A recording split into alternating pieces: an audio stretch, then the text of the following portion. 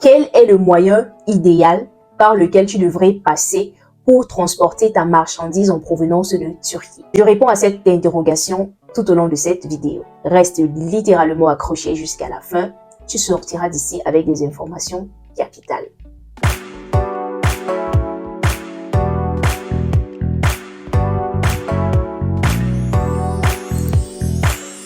Bienvenue sur Audrey Nomo YouTube Channel. Si tu me découvres nouvellement par le biais de cette vidéo, je suis Audrey Nomo, étudiante à Istanbul, également experte en achat en Turquie.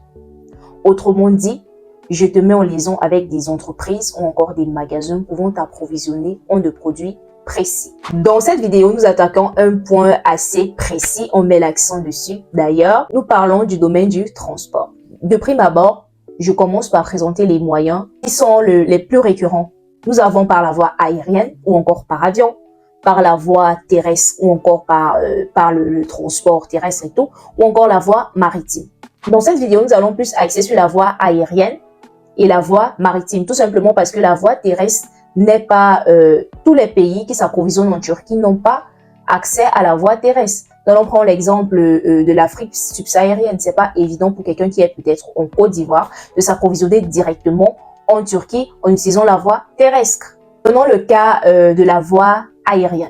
Lorsque tu fais tes achats en Turquie pour les faire parvenir dans ton pays, il y existe plusieurs différentes agences de transit.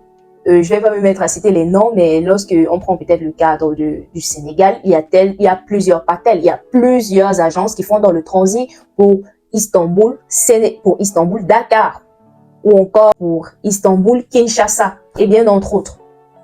Alors, ici, nous allons prendre des exemples précis, car le but de cette vidéo est que, à la fin, tu en ressortes avec des idées exactes en ce qui concerne le domaine du transport, que tu ne tâtonnes plus.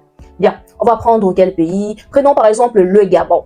Bon, là, je vais prendre un exemple très simple. Plusieurs agences qui font également dans le transit au Gabon. Là, nous sommes dans le domaine de l'aviation, bien évidemment. L'eau varie dépendamment des agences de transit. On va prendre peut-être le cas d'une agence avec laquelle j'ai eu à travailler, qui tarifie le kilo à raison de 12 $, qui valent entre autres 8500 francs, je crois, quelque chose du genre, calculé et tout. Alors, on va prendre un exemple simple. Voilà.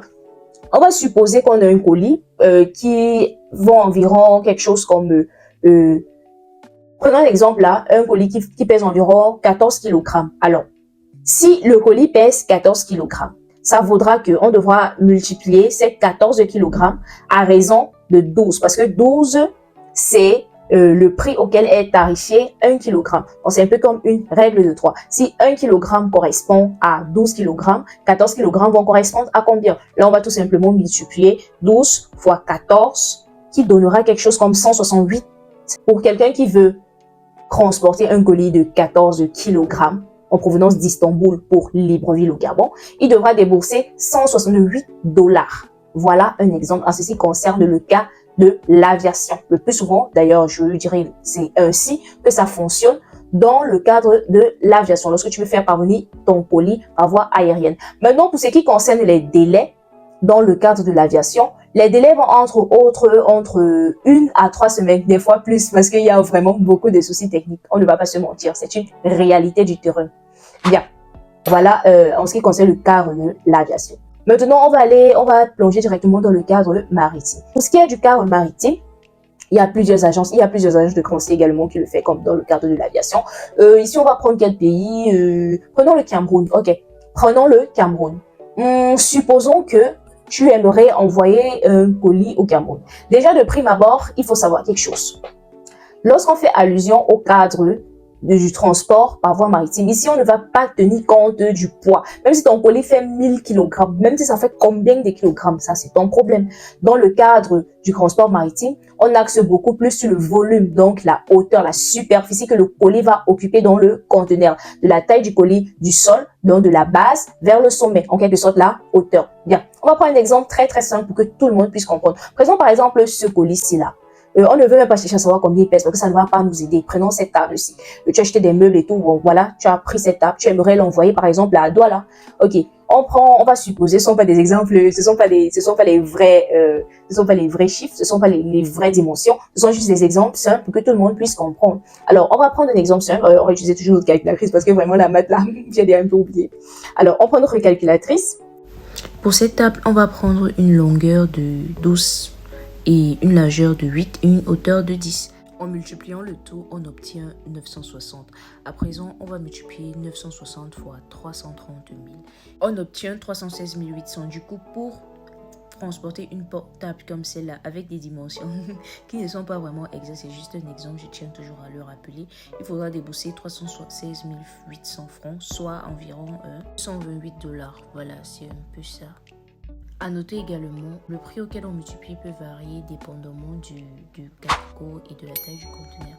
Voilà. Pour ce qui est des délais par le transport maritime, ça peut aller entre autres de 45 à 60 jours, voire plus. Et comme je le souligne depuis le début, il y a vraiment énormément de problèmes techniques. Quelque chose de très important également à savoir, lorsqu'on donne ces délais sont valables à partir du moment où les différentes marchandises ont déjà été empaquetées depuis le port. Ce n'est pas lorsque tu vas déposer ton colis, tes différents colis, ta marchandise ou quoi autre, dans une agence de cargo. Non, ça se passe pas comme ça. C'est à partir du moment où c'est entré au port. Pareil pour les différents colis par le moyen d'aviation. Alors maintenant, la fameuse question est, est-ce qu'il faut faire parvenir sa marchandise par avion ou par bateau? Comme tout moyen de transport, chaque moyen a ses limites. On voit tout de suite que par avion, c'est beaucoup plus rapide que par bateau. Juste que quand le colis est assez lourd, ça devient compliqué avec les frais. Et lorsqu'on se retourne vers le moyen par bateau, on se rend tout de suite compte que c'est vrai, c'est bien beau, mais ça met assez de temps en route. Et si tu veux lancer un business de manière assez imminente, ça devient un peu compliqué. De toutes les manières, chaque entrepreneur, chaque businessman, chaque commerçant, c'est le moyen qui ira le mieux avec le business qu'il veut démarrer ou bien avec le business qu'il est en train de faire. Dans les commentaires, ça me ferait énormément plaisir de voir les différents avis. Si vous pouvez partager avec moi, si on pourrait partager ensemble, quel est le moyen qu'on choisit et dépendamment de quelle période également, parce qu'il faut également souligner qu'il y a des produits qu'il faut absolument faire passer uniquement par bateau pour avoir un meilleur bénéfice. Je tiens également à souligner que c'est maintenant que la rentrée se prépare. Pour tous les vendeurs en ligne, pour tous les vendeurs physiques et tout, et pour les mélanges des deux, c'est maintenant que la rentrée se prépare. Pour faire des achats, des sacs ou encore tout ce qui entre dans le cadre solaire, il ne faut pas seulement se limiter au sac, au goût et tout. Choisissez des produits rares mais utiles. Voilà, c'est très important. Bien, déjà, avant de terminer, j'aimerais également mentionner que dans les prochaines vidéos, vous me verrez certainement dans d'autres environnements. Vous vous habituez à cela. On ne sera pas toujours forcément dans ce cadre. On va un peu sortir du cadre et tout, dépendamment du lieu dans lequel je me trouve. On va se séparer sur ces mots, mais tout avant, on partage la vidéo à des proches. Ça sera certainement utile. On met des likes, vraiment les likes c'est super, ça permet à l'algorithme de YouTube de proposer notre vidéo et de voir qu'il y a vraiment des personnes qui s'y intéressent. Et bien sûr, on commente, ça fait toujours plaisir de connaître vos différents avis, que pensez-vous, quel sujet vous aimeriez que j'aborde dans les prochaines vidéos. Alors, on se capte à la prochaine vidéo, c'était un plaisir inouï d'avoir partagé ce moment avec vous, bye.